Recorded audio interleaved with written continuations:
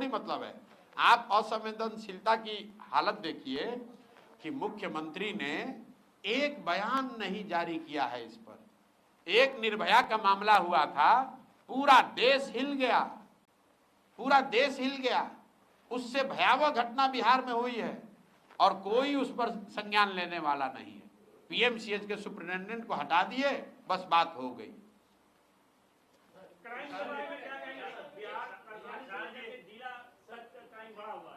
एक सवाल है, नीतीश सरकार के जो अफसर हैं वो बेलगाम है, इनका सामना आपसे कल्याण निगम में हो चुका है। हमारा बेलगाम अफसर सही है भाई, हमसे क्या सामना करेंगे? हमारे आपने अगर सामना देखा ही होगा, प्रशांत किशोर उनके अफसर से डरने वाले, नीतीश कुमार से डरने वाले नहीं, तो नीतीश कुमार के अफसर से हम डरेंगे? देखिए, बात यह है कि जब जिस सरकार का मुखिया शारीरिक और मानसिक तौर पर उस पद के लिए फिट नहीं है तो यही होगा। मान लीजिए कि आप सेना में लड़ने गए हैं और आप फिजिकली फिट नहीं हो, तो आप लड़ पाएंगे?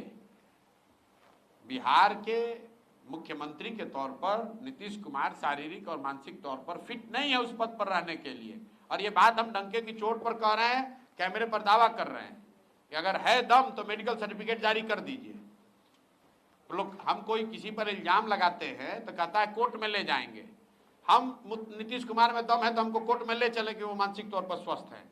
हम कह रहे हैं कि मानसिक तौर पर ये आदमी स्वस्थ नहीं है, गंभीर बीमारी इनको है।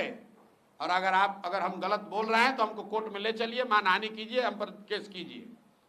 नीतीश कुमार गंभीर मानसिक बीमारी से जूझ रहे हैं, वो मुख्यमंत्री पद पर रहने के स्थिति में नहीं है।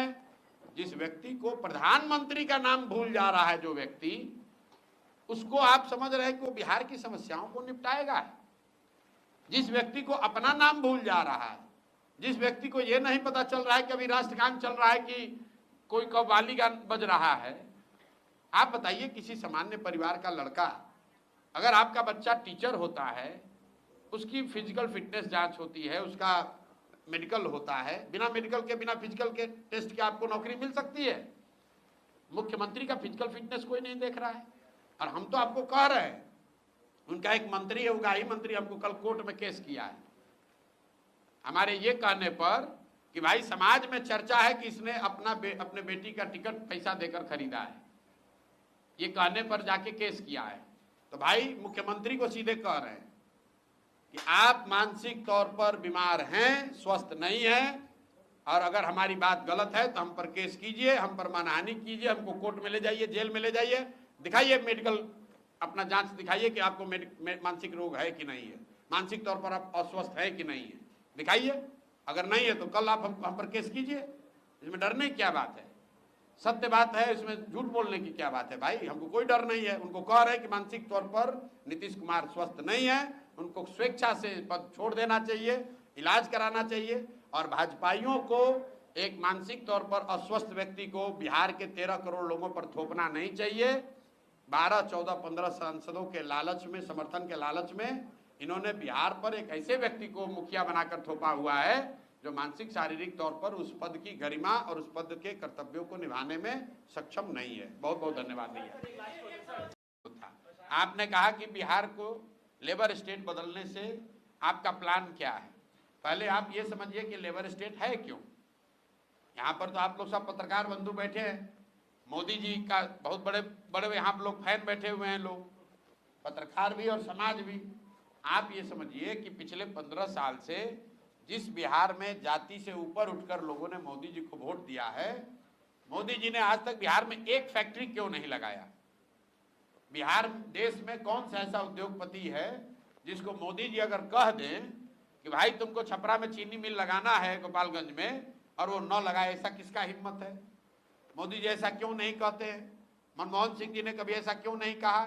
इसलिए नहीं कहा कि आपने ठीक कहा कि बिहार सरकार, दिल्ली सरकार और दिल्ली में बैठे लोगों के लिए, देश में लोगों के लिए लेबर का सप्लायर है। और अगर बिहार में फैक्ट्री लग जाएगी तो गुजरात में 10-12 हजार रुपया में 10 घंटा काम करने के लिए, पंजाब में खेत काटने के लिए 10 हजार रुपया में लेबर आएगा कहाँ से? इसीलिए यहाँ पर सरकार, दिल्ली में कोई भी रहे, वो बिहार में फैक्ट्री नहीं लगाते हैं। क्योंकि अगर यहाँ से मजदूरों का सप्लाई रुक गया तो कितने देश के हिस्सों में फैक्ट्रियों का जो लेबर कॉस्ट है वो बढ़ जाएगा। फैक्ट्री बंद नहीं होगी।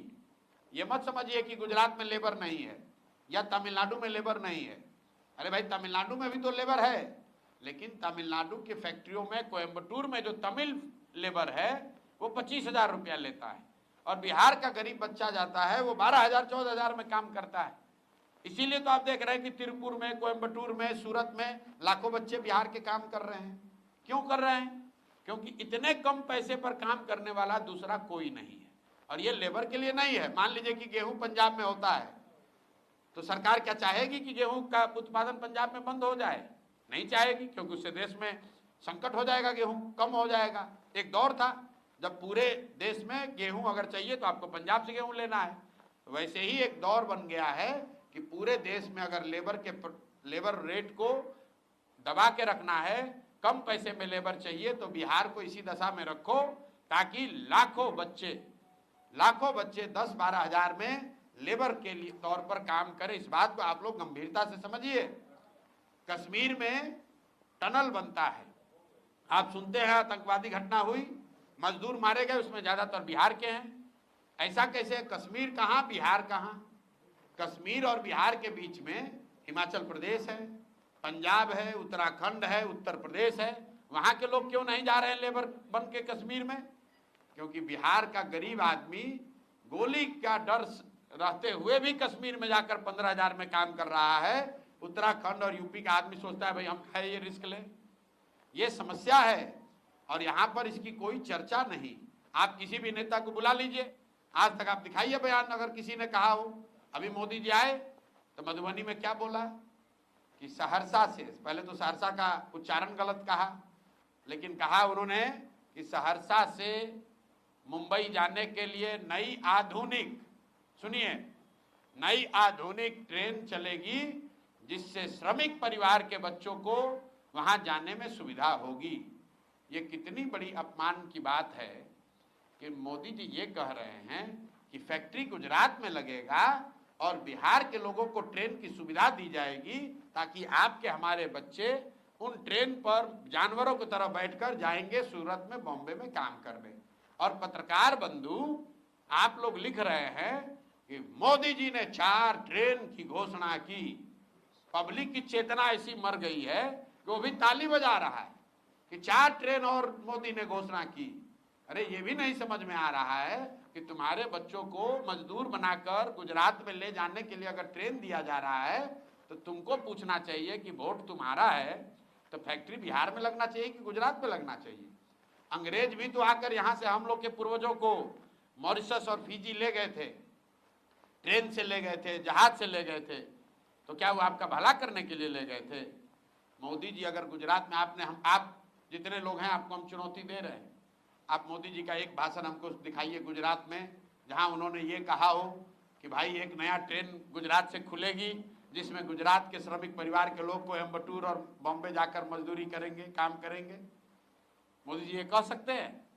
अगर कहेंगे तो गुजरात में एक वोट नहीं मिलेगा। लेकिन बिहार में आकर कह रहे हैं कि श्रमिक परिवार के लिए स्पेशल ट्रेन चलेगा। भाई हम लोग को ऐसा ट्रेन नहीं चाहिए। प्रशांत किशोर पहला आदमी है जो कह रहा हम लोग को ऐसा ट्रेन नहीं चाहिए, नहीं चाहिए ऐसा ट्रेन जिसमें हम लोग के बच्चों को मजदूर बनाकर ले जाया जाए। हम लोग ट्रेन और स्टॉपेज के चक्कर में पड़ के अपना जीवन बर्बाद कर दिए। यहाँ नेता यही कहता है कि भैया ट्रेन के नेताजी काम क्या किए हैं, तो ट्रेन का स्टॉपेज 2 मिनट करवा दिए। यही काम है उनका, यही योगदान है समाज में कि भैया पहले गाड़ी हफ्ता में 2 दिन चलता था, अब 3 दिन चलने लगा। इसी में लोग 5 बरस वोट दे रहा है। इसका हम लोग विरोध करते हैं।